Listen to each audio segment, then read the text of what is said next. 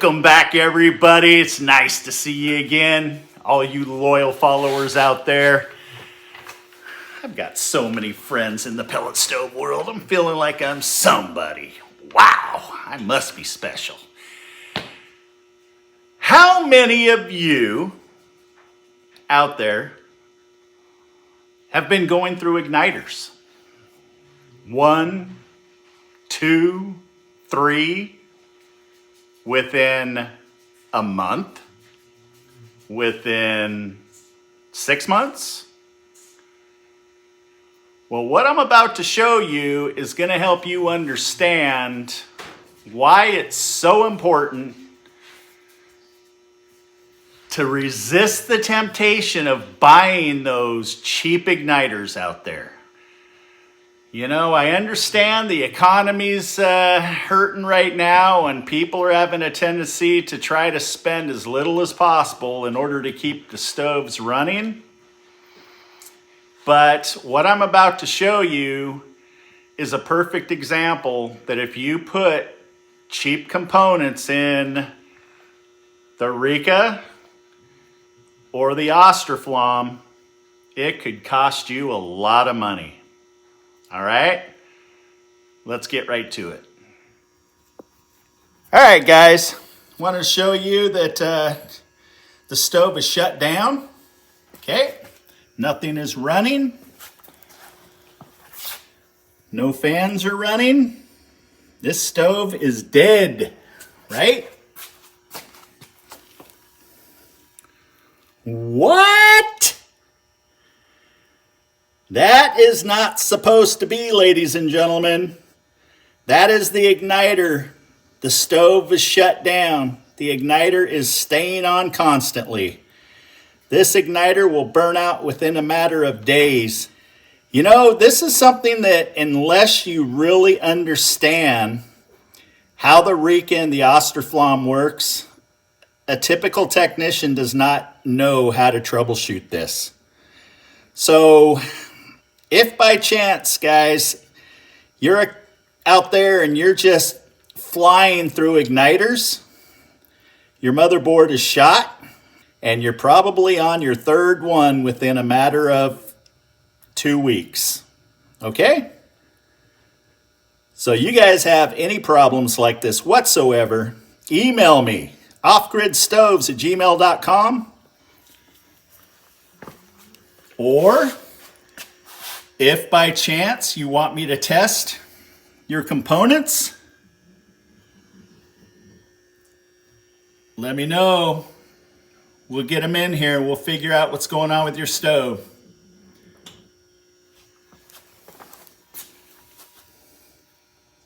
That's not good. So, did that amaze many of you? That information is something that a typical technician is not going to pick up on, that you call out and potentially tries to work on your Austroflamms and your Rikas. This is something that you have to understand how these stoves operate, how each component affects another component, and if a component fails, what else can it damage? A lot of individuals just think that when a component fails, that's it. It just stops right there. All I have to do is just buy me another replacement component and my stove should be up and running, right? Nope. Not with these very, very high-tech, expensive stoves. Everything works with one another, and that's not to say that other manufacturers don't do the same thing. But what I'm saying is, if by chance you have an igniter that is blowing all the time, don't keep, throwing cheap igniters at it. Okay?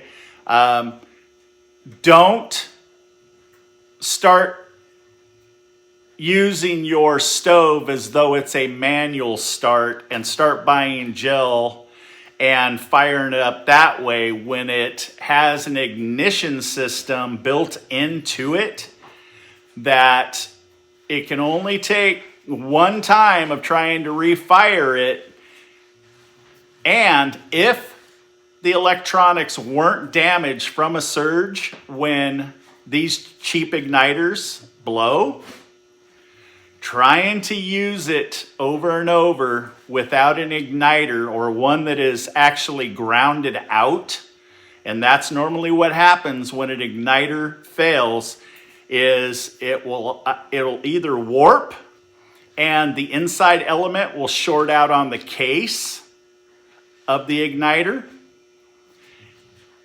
or it will just have a very short life from being a poor quality element inside of it. And when it burns out, then what happens is it can surge back through the system. Now I haven't released this video yet, but we have a designed igniter by Julie and I that has an inline fuse that protects the electronics. And I might end up putting it on before this. So if by chance I'm saying this and the video is already up and you've seen it, just, Scott, you're a putz. Okay, I know. I hear it from my wife all the time. So please understand, stay away from the cheap parts. You guys already know that have been watching the videos. The number one problem out there right now is the combustion motors. All right? Everybody out there is selling combustion motors and they don't have any idea what they're supposed to do. They just know that, they're throwing Austroflamm Rika on the listing and they're damaging electronics weekly. And I'm not talking about once a week. I'm talking about a half dozen times. I think actually more than that. So stay away from the cheap parts. Stick with, you know what? I'll just say it. Stick with my parts. My parts are tested. I use them on my 3 test stoves here in the shop. I know how they last. I know what's going to happen when they fail. I know that if you have problems, where to direct you in troubleshooting, if you need assistance in how to take a part out or put one in, that's what I do. So you guys stay safe out there. Do not hesitate to email me with any questions whatsoever at offgridstoves@gmail.com.